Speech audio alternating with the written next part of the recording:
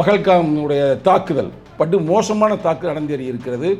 அந்த தாக்குதலை ஒட்டி ஆர்எஸ்எஸ் உடைய தலைவர் மோகன் பகவத் அவர்கள் ஒரு கருத்தை சொல்லுகிறார். இப்பொழுது நடந்து கொண்டிருக்கும் சண்டை மதங்களுக்கு இடையானது அல்ல, தர்மத்திற்கும் அதர்மத்திற்கும் இடையிலானது. நம் மக்கள் யாரையும் அவர்கள் மதத்தை பற்றி கேட்டு கொன்றதில்லை. இந்துக்கள் ஒருபொழுதும் அதை செய்ய மாட்டார்கள். எப்படி கொண்டாடுற பாருங்க, இந்துக்கள் ஒருபோதும் அதை செய்ய மாட்டார்கள் அப்படின்ற மாதிரி ஒரு கருத்தை விதைக்கிறார். இந்தியா முழுமைக்கும் ஆர்எஸ்எஸ்னுடைய தாய் கழகம் எதை சொல்லுகிறதோ அதை பிஜேபி செய்கிற ஒரு ஆட்சி இந்தியா முழுமைக்கும் 100 ஆண்டு வருகிற பொழுது காங்கிரஸே இல்லாத இந்தியா, பிஜேபி ஆளுமைக்கு உட்பட்ட இந்தியாவை உருவாக்கி விட்டார்கள். காவி கொடிதான் பறக்க வேண்டும். தோற்று போன ஹிட்லருடைய அந்த நாஜி தத்துவத்தை மறு கட்டமைப்பு செய்து அதில் இனிப்பு தடவி இந்த மக்களுக்கு கொடுக்க முயல்கிறார்கள். அதுதான் நாசிசம். மத ரீதியான ஒரு பதற்றத்தை ஏற்படுத்துவது தான் இவர்களுடைய குறைந்தபட்ச அரசியல். காந்தியை சுட்டு கொண்ட சிற்பவன் பார்ப்பார் விநாயகரான் கோட்சே கையில் பச்சை குத்தி இருந்தார். சோமா இஸ்மாயில் பச்சை குத்தி இருந்தார். எந்த முகமதியிலும் பச்சை குத்த மாட்டான் மத அடிப்படையில். அப்போ அந்த காலத்தில் பெரியாரும் அம்பேத்கரும் தான் இல்லை, எந்த முகமதியிலும் காந்தியை கொள்ளலை, அண்ணலை கொள்ளலை. புல்வாமா தாக்குதல் தேர்தல் நேரம் 350 கிலோ ஆர்டிஎக்ஸ் மருந்து எப்படி நடு காஷ்மீருக்கு வந்தது? அப்பாவி முஸ்லீம்கள் இந்தியாவுடைய சுதந்திர போராட்டத்துக்கு பல தியாகம் பண்ணியிருக்கான். ஆர்எஸ்எஸ் காரங்களும் பண்ணியிருக்காங்கன்னு சொல்கிறாங்களே. இல்லைங்க, ஆர்எஸ்எஸ் சவார்கர் ஹெட்கேவர் 2 பேரும் எதுக்காக பண்ணுறாங்கன்னா, அருமையான கேள்வியை கேட்டீங்க. எப்படி எதுக்காக பண்ணுறாங்கன்னா, ஆர்எஸ்எஸ்க்கு சுதந்திர போராட்டத்தில் எந்த பங்குமே இல்லை. பெரியார் என்ன சொல்கிறாரு? ஆங்கிலேயனை போகாது இருறாங்கிறார். அம்பேத்கர் இரியாகிறார். ஏன்? இப்படி ஒடுக்கப்பட்ட மக்களுக்காக போராடிய ஆங்கிலேயர்களை விரட்டியது தான் இந்தியாவில் சுதந்திர போராட்டம். காட்டி கொடுக்கப்பட்டவன் காட்டி 2 பேர். நேதாஜி ஒரு படை திரட்டிட்டு வர்றாரு. டெல்லி சலோ, இந்தியா தேசிய இராணுவம் படை திரட்டிட்டு வர்றாரு. படை திரட்டிட்டு வந்த பொழுது பர்மா பார்டரில் நேதாஜியை எதிர்த்து விரட்டி அடித்த கூட்டம் இது ஆர்எஸ்எஸ் கூட்டம். வரலாறு பதிவு செஞ்சிருக்கு. இன்னொன்று சொல்கிறாங்களே, ஆர்எஸ்எஸ் இவர் காந்தியை கொன்றது மட்டுமல்ல, எம்ஜிஆர் அதை மிரட்டினாங்க, காமராஜர் வீட்டில் தீ வச்சாங்க அப்படின்னு சொல்கிறாங்க. உண்மையா? 100க்கு 200% உண்மை. என்னன்னா, இந்த மாட்டுக்கறி ஏற்றுமதி செய்கிற அத்தனை பேருமே அவாள் கூட்டம் தான், இவாள் கூட்டம் தான். ஏண்டா நீ ஏற்றுமதி பண்ணலாம், இறக்குமதி பண்ணலாம், நான் திண்டா நீ அடிப்பியா? இவர்கள் எப்படி ராம ஜென்ம பூமியை, பாபர் மசூதியை அரசியலுக்கான மலிவான அரசியலுக்காக இப்போ பயன்படுத்தினார்களோ, அதே போல இராணுவத்தையும் மலிவான அரசியலுக்கு பயன்படுத்துகிறார்கள் என்ற குற்றச்சாட்டு தான் பரவலா எங்க இந்தியா பூரா எழுந்திருக்கு.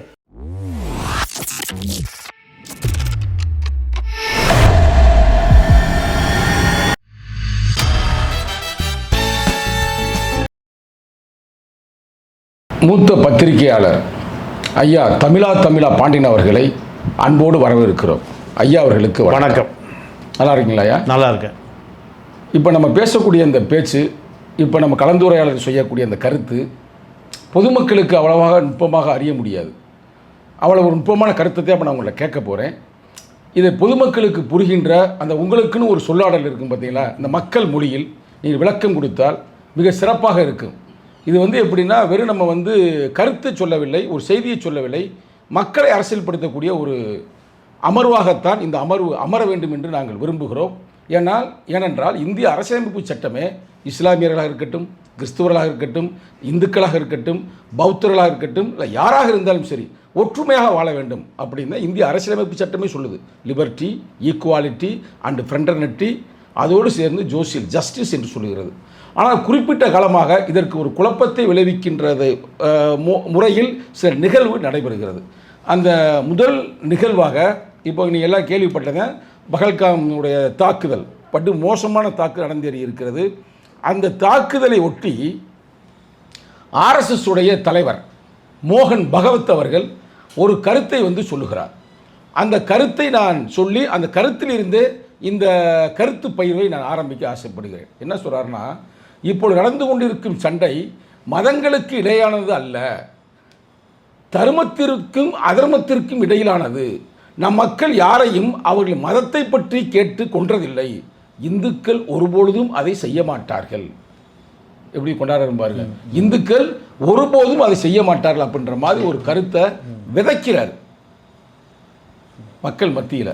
இது ஐயா எப்படி பார்க்கிறீர்கள்? இல்லை, மோகன் பகாவத் என்பவர் ஆர்எஸ்எஸ் அமைப்பினுடைய தலைவர். இது 100 ஆண்டுகளுக்கு முன்பு ஆரம்பிக்கப்பட்டது. 1925 ஆரம்பிக்கப்பட்டது. அதே காலகட்டத்தில் தான் கம்யூனிஸ்ட் கட்சி இந்தியாவில் ஆரம்பிக்கப்பட்டது. அதே காலத்தில் தான் முஸ்லீம் லீக் இந்தியாவில் ஆரம்பிக்கப்பட்டது. நீதி கட்சி ஆரம்பிக்கப்பட்டது. இப்படி பல கட்சிகள் ஆரம்பிக்கப்பட்டு இன்றைக்கி எந்த கட்சியுமே முழுமையாக இந்தியாவில் இல்லை. ஆனால் இந்தியா முழுமைக்கும் ஆர்எஸ்எஸ்னுடைய தாய் கழகம் எதை சொல்லுகிறதோ அதை பிஜேபி செய்கிற ஒரு ஆட்சி இந்தியா முழுமைக்கும் 100 ஆண்டு வருகிற பொழுது காங்கிரஸே இல்லாத இந்தியா, பிஜேபி ஆளுமைக்கு உட்பட்ட இந்தியாவை உருவாக்கி விட்டார்கள். இப்போ மீண்டும் அதை உறுதிப்படுத்துவதற்கு 100 ஆண்டு முடிந்த பிறகு இந்தியா முழுக்க காவி கொடிதான் பறக்க வேண்டும். தோற்று போன ஹிட்லருடைய அந்த நாஜி தத்துவத்தை மறு கட்டமைப்பு செய்து அதில் இனிப்பு தடவி இந்த மக்களுக்கு கொடுக்க முயல்கிறார்கள். அதுதான் நாசிசம். ஹிட்லருடைய சின்னம் ஸ்வஸ்திக். இந்த ஆர்எஸ்எஸ்னுடைய சின்னம் ஸ்வஸ்திக். இந்த திட்டத்தினுடைய முதல் படிதான் இவர்கள் பாபர் மசூதியை நோக்கி தன்னுடைய கரத்தை நீட்டினார்கள். பாபர் மசூதியை வைத்து தான் இந்தியாவில் ஒரு 30 ஆண்டு கால அரசியல். நீங்கள் முரளி மனோகர் ஜோஷி மதுராவிலிருந்து கன்னியாகுமரிக்கு போகிறார். கரசேவர்களே கிளம்பி வாருங்கள், பாபர் மசூதி தரைமட்டம் செய்ய வேண்டும். அப்போது மத ரீதியான ஒரு பதற்றத்தை ஏற்படுத்துவது தான் இவர்களுடைய குறைந்தபட்ச அரசியல்.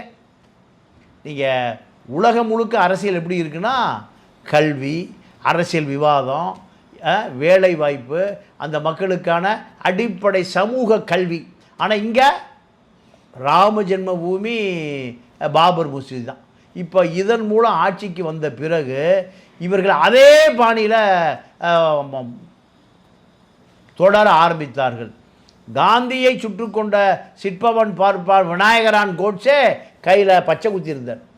ஒரு முகமதியனுடைய பெயரை பச்சை குத்தி இருந்தார். யூசுப் இல்லை, முகமது இஸ்மாயில். அப்போ முகமது இஸ்மாயில் பச்சை குத்தி இருந்தார். எந்த முகமதியனை பச்சை குத்த மாட்டான் மத அடிப்படையில். அப்போ அந்த காலத்தில் பெரியாரும் அம்பேத்கரும் தான் இல்லை, எந்த முகமதியனும் காந்தியை கொள்ளலை, அண்ணலை கொள்ளலை. கொன்றவர் நீங்கள் நாக்பூரில் உருவாக்கப்பட்ட விநாயகரான் கோட்சே என்ற தகவலை சொன்னார்கள். அதன் பிறகுதான் அப்பாவி மனித உயிர் காப்பாற்றப்பட்டது. ஏன்னா அப்பயே ஒரு பெரிய கலவரம் வந்திருக்கு. முஸ்லீம்கள் அத்தனை பேரும் காந்தியை கொண்டுட்டானா. அப்போ இந்த நாஜிகள், நவீன நாஜிகள், நாஜி எங்க இருந்தான்? ஹிட்லர் இருந்தான். யூத மக்களை அழிச்சு ஒழிச்சான். அதே போன்ற நாஜிகள் மறு உருவத்தில் வந்திருக்கான் இங்கே. அப்போ இவர்களுடைய குறைந்தபட்ச நோக்கம் என்ன? வாக்கு வங்கி. இந்த வாக்கு வங்கிக்காகத்தான் இங்கே அரசியல் நடத்தப்படுகிறது. இதை நான் சொல்லவில்லை, நீங்கள் சொல்லலை. யார் சொல்கிறான்னா, இராணுவ புலனாய்வாளர்கள் சொல்கிறாங்க. நீங்கள் புல்வாமா தாக்குதல் தேர்தல் நேரம் 350 கிலோ ஆர்டிஎக்ஸ் மருந்து எப்படி நடு காஷ்மீருக்கு வந்தது? 350 கிலோ, 3.5 கிலோ இல்லை, 35 கிலோ இல்லை, 350 கிலோ ஆர்டிஎக்ஸ் வெடிமருந்து வெடிக்கப்பட்டு இந்த இராணுவம், நாட்டுக்காக தியாகம் செய்ய வந்த இராணுவம் அத்தனை பேரும் அங்கே ஒழிக்கப்பட்டார்கள், கொண்டொழிக்கப்பட்டார்கள். அது இன்று வரை காஷ்மீரனுடைய ஆளுநராக இருந்த சத்யபால் மாலிக் தொடர்ந்து பல விமர்சனங்களை வைக்கிறார். எனக்கு பதில் சொல்லுங்கிறார். ஆளுநர் வேற சாதாரண நபர் அல்ல. ஏட்டையாவோ தாசில்தாரோ மூடிட்டே பேசுனீங்க. ஆமா, அப்போ அதை பற்றி பேசாதீங்கிறார். அவருக்கு அழுத்தம் கொடுக்குறாங்க. இந்த புல்வாமா இராணுவத்தை விமானத்தில் கொண்டு வாங்கன்னு சொன்னேன்.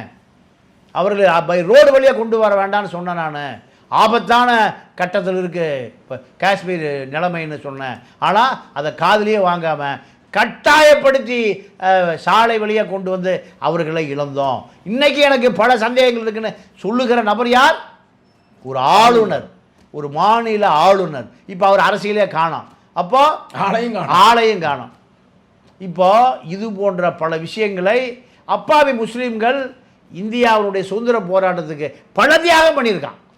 பல தங்களுடைய இந்த உடலை இந்த மண்ணுக்காக மண்ணோடு ஆர்எஸ்எஸ்காரங்களும் பண்ணியிருக்காங்கன்னு சொல்கிறாங்களே. இல்லைங்க, ஆர்எஸ்எஸ் சவார்கர் ஹெட்கேவர் 2 பேரும் எதுக்காக பண்ணுறாங்கன்னா, அருமையான கேள்வியை கேட்டீங்க. எப்படி எதுக்காக பண்ணுறாங்கன்னா, ஆங்கிலேயன் வந்த பிறகு தான் ரூல் ஆஃப் லா, சட்டத்தின் ஆட்சி. இந்த மக்களை பார்த்து, எந்த மக்களை, இந்த தாழ்த்தப்பட்ட மக்களை பார்த்து படிக்க வைக்கிறான். ஹவுடுன்னு கை கொடுக்குறான். அன்டச்சபிளே கிடையாதுங்கிறான். அவனுக்கு கால்ரா வந்தால் அது என்ன பிளாக் நோய்னா, ஆத்தா கோபம்லாம் இல்லைன்னா வைத்தியம் பார்த்தான். அப்போது அத்தனை பேரையும் நீங்கள் அறிவு சொல்லி கொடுத்தான், படிக்க வச்சான். இதுதான் அவன் செஞ்ச தப்பு. இதற்காகத்தான் இங்கே சுதந்திர போராட்டமே ஆரம்பித்தான்.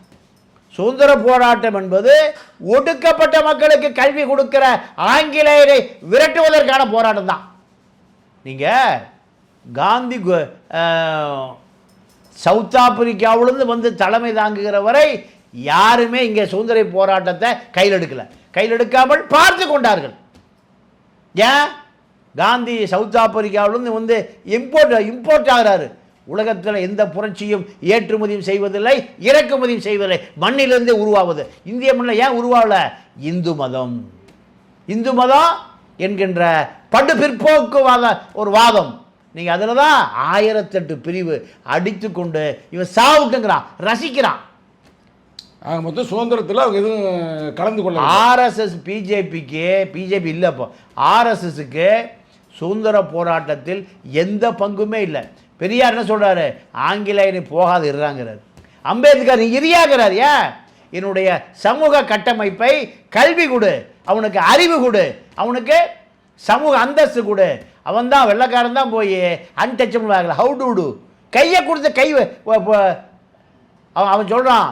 நீங்கள் எனக்கு ஒரு வழக்கறிஞர், ஒரு மூத்த வழக்கறிஞர், அவங்க அப்பா அம்மா 2 பேரும் இறந்துட்டாங்க. அப்போ எனக்கு சொன்னாங்க, இது திருவாங்கூர் சமஸ்தானத்தில் நடந்த உண்மை சம்பவம். படித்து நீங்கள் அவர் பட்டம் வாங்கிட்டார். பட்டம் வாங்கிய பிறகு அவர் அதிகாரியாக இருக்கார். அந்த ஊரில் ஒரு நம்பியுதிர் வரார். நம்பியுதிர் வரும்போது நம்பியுதிரிக்கு ஈக்குவலாக அந்த ஒடுக்கப்பட்ட சமூகத்தை சேர்ந்தவனு வர்றான். எப்படா இவன் படித்தான்? எப்படா நமக்கான அந்தஸ்து இவனுக்கு கிடைச்சது? நம்மை விட அந்தஸ்து இவனுக்கு எப்படா கிடைச்சதுன்னா படிச்சிட்டான். உடனே அந்த நம்பியுதிரி அந்த பட்டத்தை கிழிச்சு எரிஞ்சு அதை நாசம் பண்ணுறான். நாசம் செஞ்ச பிறகு அவனுக்கு அது பட்டம் இல்லை. மீண்டும் எங்கே போயிட்டான்? வயல் வேலைக்கு போயிட்டான். ஒரு ஆங்கிலேய பார்க்குறான், ஒரு பாதிரி. ஏண்டா நீ தான் படித்து பட்டம் வாங்கினோன்னே ஏண்டா வயக்காட்டில் கூலி வேலைக்கு போகிற? என்னுடைய பட்டத்தை நம்பியுதிரி கிழிச்சிட்டான். அப்போ தான் சொல்கிறான், நீ எங்களுடைய டயசிஸில் மெம்பராக, எங்கே கிறித்துவ தேவாலயத்தில் உறுப்பினரானால் நீ உனக்கு என்ன உரிமை இருக்கிறதோ அதே உரிமை எங்கள் குயின் எலிசபெத்துக்கும் இருக்குது. அந்த டயாசிஸ் இருக்கிற யாரையும் தொட முடியாது. அதுக்கு பிறகு அவன் கிறித்துவனாக மாறிய பிறகு மீண்டும் பட்டம் அவனை வந்து சேருகிறது. இப்படி ஒடுக்கப்பட்ட மக்களுக்காக போராடிய ஆங்கிலேயர்களை விரட்டியது தான் இந்தியாவில் சுதந்திர போராட்டம். காட்டி கொடுக்கப்பட்டவன் 2 பேர். ஆங்கிலேயனுக்கு ஆதரவாக ஒரு கூட்டம், ஆங்கிலேயனுக்கு எதிராக ஒரு கூட்டம். 2மே நம்ம கூட்டம் தான். 2 பேரும் மோதிக்கொண்டதான் இந்தியாவில் சுதந்திர போராட்டம். அத்தனை பேர் ஆங்கிலேயருக்கு எதிராக போராடலை. நீங்கள் நேதாஜி ஒரு படை திரட்டிட்டு வர்றாரு. டெல்லி சலோ, இந்தியா தேசிய இராணுவம் படை திரட்டிட்டு வர்றாரு. படை திரட்டிட்டு வந்த பொழுது பர்மா பார்டரில் நேதாஜியை எதிர்த்து விரட்டி அடித்த கூட்டம் இது ஆர்எஸ்எஸ் கூட்டம். வரலாறு பதிவு செஞ்சிருக்கு. இன்னொன்று சொல்கிறாங்களே, ஆர்எஸ்எஸ் வந்து இவர் காந்தியை கொன்றது மட்டுமல்ல, எம்ஜிஆர் அதை மிரட்டினாங்க, காமராஜர் வீட்டில் தீ வச்சாங்க அப்படின்னு சொல்கிறாங்க. உண்மையா? 100% உண்மை. என்னன்னா, அதாவது காமராஜர் டெல்லியில் இருக்கார். டெல்லியில் இருக்கிற போது பசுவதை தடுப்பு சட்டம், பசுவை கொள்ளாதீங்கடான்னு டெல்லியில் இருக்கிற சாமியார் பூரா சூழாயத்தோட பார்லிமெண்ட்டுக்கு போகிறான். பார்லிமெண்ட்டுக்கு போன பிறகு நீங்கள் அப்போ அது என்ன, பசுவதை தடை சட்டம் என்பது முஸ்லீம் மாட்டுக்கறி சாப்பிட்றான், வேற ஒன்றும் இல்லை. அவன் சாப்பிட விடக்கூடாது. என்ன உணவை நீ தின்பா என்பது உன்னுடைய உரிமை, அதை எப்படி நீ தவிர முடியும்? உலகின் கொலைக்களம் சிகாகோ, அத்தனை கோடி மாடுகளை வெட்டி வெட்டி அதில் போட்டு அடைக்கிறான், டின்னில் அடைக்கிறான். அங்கே போவேன். எனக்கு தெரிந்த இந்த மாட்டுக்கறி ஏற்றுமதி செய்கிற அத்தனை பேருமே அவாள் கூட்டம் தான், இவாள் கூட்டம் தான். ஏண்டா நீ ஏற்றுமதி பண்ணலாம், இறக்குமதி பண்ணலாம், நான் தின்னா நீ அடிப்பியா? அப்போ அந்த கூட்டம் துப்பாக்கி சூடு நடத்தப்பட்டது. எங்க?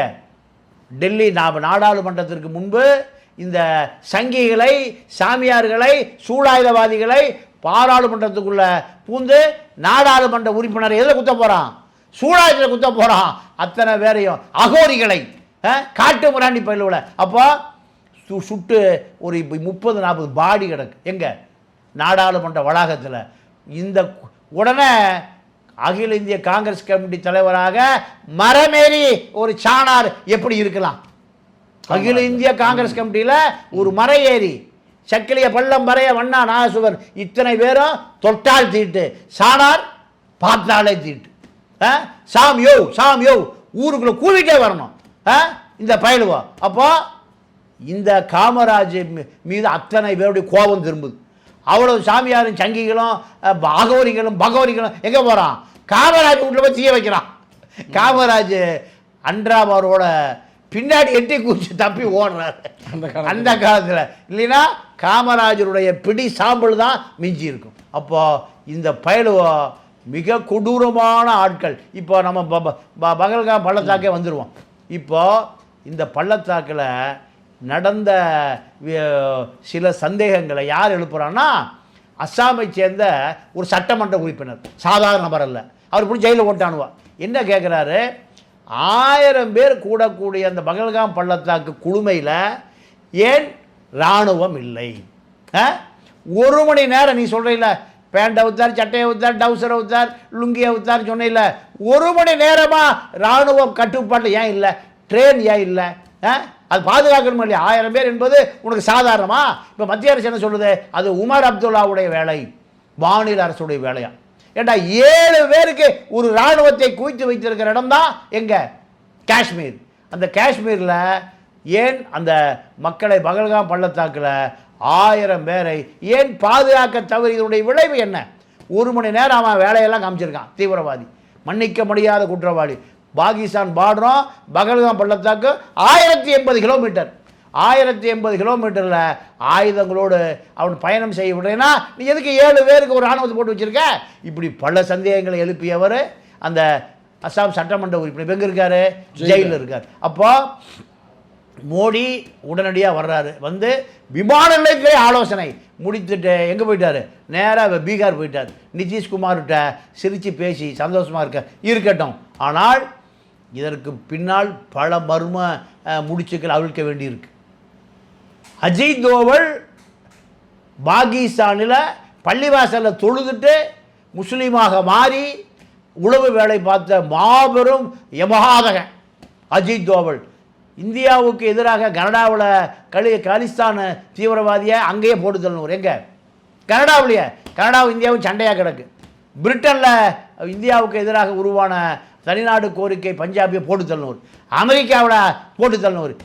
உலகம் முழுக்க இத்தனை வேலைகளை செய்யக்கூடிய அஜித் தோவல் ஏன் இந்த 4 பேருடைய முகவரி ஏன் கண்டுபிடிக்கல? 4 பேரை 1080 கிலோமீட்டர் ஊடுருவ ஏன் விட்டீங்க? கார்கில் வார் என்ன? என்னுடைய வரிப்பணம் அந்த இராணுவம் 60 கிலோமீட்டர் ஊடுருவி இந்திய எல்லைகள் வந்துட்டான். டெல்லி வரைக்கும் வந்தால் தான் உஷாராவீங்களா?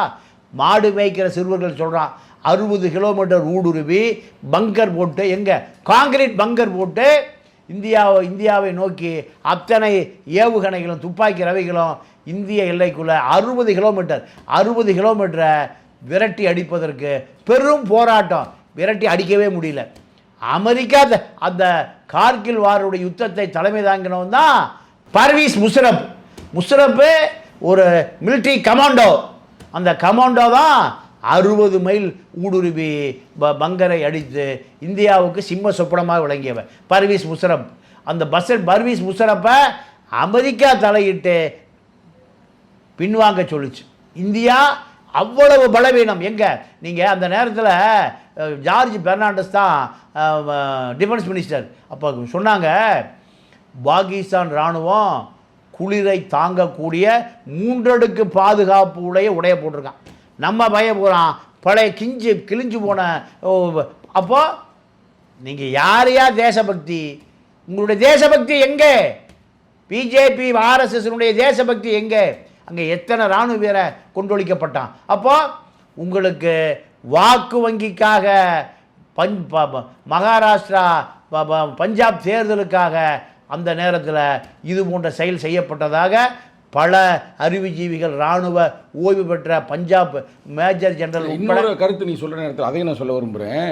அவர் பேர் என்ன, அந்த காலத்தில் தேவேந்தர் சிங் அவருடைய தலைமை அதிகாரியாக இருந்திருக்கார், ராணுவ தலைமை அதிகாரியாக. ஆமாம், அவருடைய அந்த ராணுவ வண்டிக்குள்ளேயே சில தீவிரவாதிகளை அழைத்து சென்றிருக்கிறார் அப்படின்னு அந்த காலகட்டத்தில் ஃப்ரண்ட் லைனில் வந்திருக்கு. பிபிசி வர செய்தியை சொல்லியிருக்கு.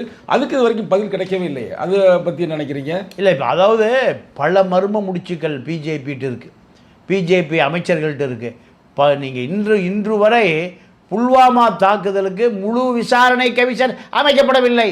கார்கில் வாருக்கான எப்படி ஊடுருவல் நடந்தது, நீங்கள் பார்டரில் இருந்த இராணுவ புலனாய்வாளர்கள் என்ன ஆனால் இதுவரைக்கும் இன்றைக்கி விசாரிக்கப்படவில்லை. இது யாருடைய வரிப்பணம்? இந்திய மக்களுடைய வரிப்பணம். இதில் பல சந்தேகங்களை இவர்கள் எப்படி ராம ஜென்ம பூமியை, பாபர் மசூதியை அரசியலுக்கான மலிவான அரசியலுக்காக இப்போ பயன்படுத்தினார்களோ அதே போல் இராணுவத்தையும் மலிவான அரசியலுக்கு பயன்படுத்துகிறார்கள் என்ற குற்றச்சாட்டு தான் பரவலாக எங்கே இந்தியா பூரா எழுந்திருக்கு. இதை கண்காணிப்பதற்கு மாவட்ட ஆட்சியாளர்களுக்கு அதிகாரம் கொடுக்கப்பட்டிருக்கு. யார் யார் இதை விமர்சனம் செய்கிறார் என்ற பட்டியல் யாருக்கு வரணும்? உள்துறைக்கு வரணும்னு புகார் கொடுப்பதற்காக ஒரு தனியான இணையதளம் உருவாக்கப்பட்டிருக்கு. அப்போது இங்கு ஜனநாயகமா இல்லை நாஜிகளுடைய நவீன நாசிசமா? இது இந்தியாவை பொறுத்தவரை ஒரு அபாயகரமான கட்டத்துக்கு எடுத்துக்கொண்டு போகிறது தான் அந்த பிஜேபி. காரணம், அப்போ அந்த செயல்பாடு வந்து ஆர்எஸ்எஸ் உடைய செயல் திட்டம்னு சொல்ல வர்றீங்க. 100%. நீங்கள் அதுக்கு ஒரே ஒரு உதாரணம் சொல்கிறேன். பல உதாரணம் இருக்குது. காந்தியை சுட்டு கொண்ட விநாயகரான் கோட்சே யாரை சொன்னான்? முஸ்லீம் சுட்டுட்டா. யாருன்னா முஸ்லீமா சுட்டா? அவன் ஒளிஞ்சு எங்கேயும் மூலையில் கிடக்கிறான். அப்போ நீங்கள் மடைமாற்றக்கூடிய பல உதாரணங்கள் உங்களிடம் இருக்கு. இந்த பல உதாரணங்களுக்கு கண்டிப்பாக விடையும் நீங்கள் தான், பதிலும் நீங்கள் தான்.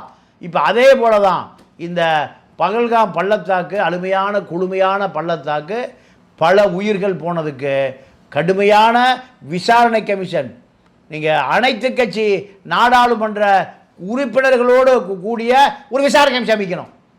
அனைத்து கட்சி நாடாளுமன்ற உறுப்பினர்களோடு. பிஜேபி நீங்கள் அப்படின்றத கோரிக்கை நீங்கள் வைக்கிறீங்க 100%. அதுதான் உண்மை. தனிப்பட்ட கோரிக்கையா இல்லை மக்கள் கோரிக்கை? மக்கள் கோரிக்கைனா மக்களுடைய பிரதிநிதி தான். மக்களுக்காக மக்கள் எதை விரும்புகிறானோ மக்களாட்சி. அதே போல தான் மக்களுக்காக மக்கள் நேரடியாக பேச முடியாது. பிரஸ் என்பது மக்கள் விரும்பியதை கேட்கக்கூடிய செயலிலிருந்து நீங்கள் சொல்கிறீங்க. இதுக்கு அனைத்து கட்சிகளை கொண்ட ஒரு விசாரணை குழுவை நியமித்தால்தான் இது போன்ற பகல்காம் பள்ளத்தாக்கு விசாரணை கமிஷன் என்பது மக்களிடம் போய் சேரணும். சேர்ந்து வருங்காலங்களில் எதுவும் இது போல நடக்காமல் பாதுகாக்கப்பட வேண்டும். எங்கள் தலைவர் திடீர்னு சொல்றாரு, இதுக்கு பொறுப்பேற்று வந்து அமித்ஷா பதவி விலக வேண்டும்ன்றாரு. நியாயமான கோரிக்கை. ஏன்னா உள்துறை அவர்கிட்ட தான் இருக்கு. உள்துறையை வைத்திருக்கக்கூடிய அமித்ஷா கண்டிப்பாக இப்போ அவர் நீங்கள் பிஜேபிக்குள்ள வந்து எதிர்கருத்து வந்துருச்சு. அசுத்தம ஒரு கருத்தை சொல்லுகிறார். மாரிதாஸ் ஒரு என்ன சொல்கிறாருன்னா, ஏயா தீவிரவாதி பாகிஸ்தான் ஊடுருவிட்டு இருக்கா, நீ எடப்பாடி கூட்டணி பேசிட்டு இருக்கியா? யார் கேட்குறா? பிஜேபியை கேட்குறான். சுப்பிரமணிய சாமி கேட்குறாரு. எங்கள் தலைவர் லாஜிக்காக ஒன்று வைக்கிறார். என்ன சொல்கிறாருன்னா, அந்த காலகட்டத்தில் 2008 வந்து பும்மாயில் கலவரம் நடந்துச்சு, தீவிரவாதி தாக்குதல். ஆமா. அந்த காலத்துல சிவராஜ் பாட்டில் வந்து உள்துறை அமைச்சர் ஆமா, ஆமா, ஆமா. அதை பொறுப்பேற்று அவர் விலகினாரு. அது மாதிரி ஏன் அவர் விலகக்கூடாதுன்னு ஒரு கேள்வியை வைக்கிறாரு. நான் ஒரு கேள்வி வைத்து நம்ம முடிப்போம், தொடர்ந்து இதை நம்ம பேசிக்கொண்டே போவோம். இந்த அமர்வை ஒரே ஒரு சின்ன ஒரு சந்தேகம் மட்டும் கேட்குறேன். இப்போ வந்து திடீர்னு அந்த சிந்து நதியை வந்து மூடுறான் அப்படின்ற மாதிரி அறிவிப்பு சொல்கிறாங்க, டெம்பரவரியாக மூட போகிறோம்னு. ஒரு 2 விழுக்காடு வந்து உருவாகிறது வந்து எங்கன்னா சைனாவில், அங்கே தான் உருவாகுது. 5 விழுக்காடு தான் நம்ம பகுதியில் வருது. மிச்சம் இருக்கிற 90க்கு மேற்பட்ட விழுக்காடு வந்து பாகிஸ்தான் பக்கத்து தான் போகுது. இதை மையமாக வைத்து இதை மூடுகிறார்கள் என்றால் நான் ஒரே ஒரு கேள்வி கேட்குறேன். இப்போ இந்த தலித்துகளுக்கு எதிர்ப்பான படுகொலை நடக்கிறது, சின்னகரம்பட்டியாக இருக்கட்டும், மேலாவளவாக இருக்கட்டும், இல்லை விழுப்புரமாக இருக்கட்டும், இல்லை நிகழ்காலத்தில் நடக்கிற நிகழ்வாக கூட இருக்கு, மேலவளவு கூட பல இடங்கள் நடக்குது. நம்ம என்ன பண்ணுறோம், அந்த சாதி வரியினை மட்டும்தான் எதிர்த்து நாங்கள் போராடுறோம், அவனுக்கு தான் நாங்கள் வழக்கு தொடுக்கிறோம். அங்கே இருக்கிற சாதி இந்துக்களை எதிர்த்து இல்லை இல்லை இல்லை இல்லை இவர்கள் எப்படி சொல்லுகிறார்கள்? அது அந்த இஸ்லாமியத்தில் இருக்கிற சில தீவிரவாதி குரூப் செய்திருந்தாலும் கூட மொத்த இஸ்லாமியர்களையுமே கொண்டு போய் எதிராளிகள் மாதிரி காட்டுகிறார்களே, மொத்த பாகிஸ்தானியர்களுக்கும் தண்ணி கொடுக்க கூட நினைக்கிறார்களே. இது வந்து மனித நேயத்தில் இது சரியா? அந்த காலத்தில் பௌத்த காலத்தில் வந்து புத்தன் காலத்தில் வந்து உங்களுக்கு தெரியும், நதிநீர் பிரச்சனையிலே அவர் சொல்லியிருக்கிறார், அதெல்லாம் வச்சுக்கக்கூடாது அப்படின்னு. ஆனால் புத்தன் பிறந்த பூமியில் இப்படி நடக்குது. இதை வந்து நீங்கள் எப்படி நினைக்கிறீர்கள்? இல்லை இந்த அமர்வில் சொல்லுகிறீர்களா, இல்லை அடுத்த அமர்வில் சொல்லுகிறீர்களா? தொடர்ந்து பேசுவோமா? இல்லை, இப்போ இந்த சுருக்கமாக முடிச்சுக்குவோம். நதியை இவர்களால் கண்டிப்பாக தடுக்க முடியாது. அப்படி தடுத்தால் அணை உடைஞ்சிடும், அணை உடைந்துவிடும். இயற்கையை தடுக்கக்கூடிய எந்த ஆற்றலும் எந்த அதிகாரமும் இந்த மோடி அரசுக்கு 1% கூட இல்லை. இயற்கை அனைவருக்குமே. அப்போ மோடி இதை, அமித்ஷா கும்பல், மோகன் பகாவத் கும்பல் இதை நாங்கள் சிந்து நதியை தடுத்து விட்டோம் பாகிஸ்தானுக்கு செல்லாமல் என்று அறிவிப்பு வேண்டாம் செய்யலாமே தவிர சிந்து நதியில் எந்த நதியும் இவர்களால் தடுக்க முடியாது, எந்த நதியும் தடுக்க முடியாது. அது மலிவான அரசியலுக்கு பயன்படுத்துகிற மலிவான நபர்களாக மாறி போய்விட்டார்களே தவிர இது சாத்தியமே 100% இல்லை. அருமை, ரொம்ப மகிழ்ச்சி ஐயா. தொடர்ந்து இந்த அமர்வில் வந்து நம்ம தொடர்ந்து கொண்டு செல்வோம். முடிக்கும் தருவாயில் ஒரே ஒரு கருத்து சொல்லி நான் முடிக்க விரும்புகிறேன். புரட்சியாளர் அம்பேத்கர் சொல்லுவார், வருங்காலங்களில் நான் இல்லாமல் கூட போவேன், அப்பொழுது சில கட்சிகள் மதத்தை மட்டுமே மையமாக வைத்து அரசு செய்வார்கள், அந்த காலகட்டத்தில் உயிரை கொடுத்தாவது இந்த தேசத்தை காப்பாற்ற வேண்டும் என்று சொல்கிறார். அதைத்தான் மையமாக வைத்து நாம் மக்களை அரசியல்படுத்தி கொண்டிருக்கிறோம். தொடர்ந்து நம்ம பயணிப்போம். நன்றி, வணக்கம். நன்றி, வணக்கம்.